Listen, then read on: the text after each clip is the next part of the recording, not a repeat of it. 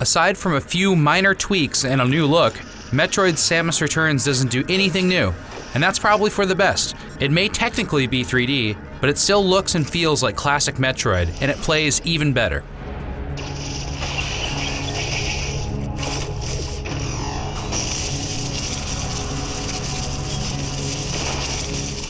This should sound familiar to Metroid fans. In Samus Returns, you explore a subterranean cavern with interconnecting passages that lead to dead ends as often as they lead to new areas.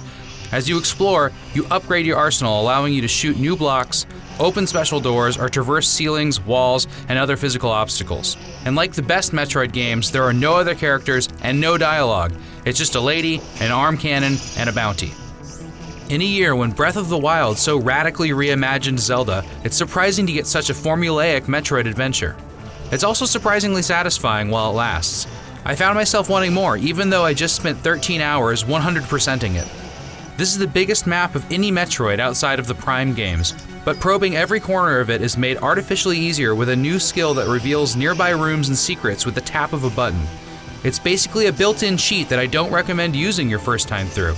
It might make Samus Returns more accessible for newcomers, but I relish the hours I spent poring over the maps of previous Metroids. While 3D will never be as pretty as SNES-style sprites for me, I really came around on the 3D presentation. First of all, Samus looks awesome, and the 3D allows for much more detail in her movements. She bends to fire down the barrel of her arm cannon and shoots over her shoulder like a badass. Second, each 2D space you move around in serves as a little window into a lush background that greatly adds to the atmosphere. Waterfalls glisten behind platforms, a large cavern opens to reveal a massive dam, and creepy aliens laze about in the background. Speaking of Samus's movements, Samus Returns adds some new moves, the coolest of which is a timed counterattack.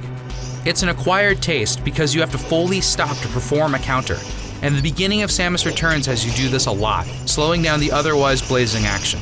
Luckily, deeper in the campaign, your weapon upgrades allow you to slice through enemies, leaving counterattacks as an optional way to grind for more Aeon.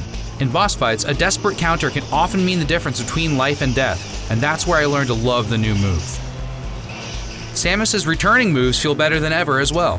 Samus's shots are more precise, augmented by a new laser sight. She turns instantly in the air and dashes quickly through the levels, which are brilliantly designed to minimize time spent retreading old ground and maximize exploration. Like Metroid Prime, Samus Returns cleverly places equal focus on exploration and combat. You'll see the same ugly bug faces a lot because your ultimate goal is to kill 40 Metroid mini-bosses to unlock all the areas. You fight the same boss a dozen times, and then a slightly bigger version a dozen more. However, later on the bosses not only get much bigger, but they also get varied behavior. You won't only find Metroids either. One mini-boss is cleverly hidden, and later on some of those beasts in the background come forward to cause trouble. The bosses get really hard, which I loved, but my problem is that Samus Returns controls have you working the 3DS shoulder buttons, slider, and face buttons in a downright painful way.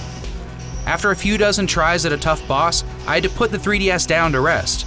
I've played a lot of hours of many tough 3DS games, and Samus Returns is one of the only ones that causes my hands to hurt like this. While it's been marketed as a remake of Metroid 2, The Return of Samus, for Game Boy, Metroid Samus Returns is more of a much-needed reboot of the 2D Metroid games we know and love. It's a safe, modern take on Super Metroid, one of the greatest games of all time. Aside from repetitive boss fights and hand-cramping controls, it's nearly everything I could ask for as a fan of old-school Metroids. For more on Metroid Samus Returns, check out our unboxing of the collector's edition of the game. We also unboxed the Metroid Samus Returns 3DS, which you can check out right here on IGN.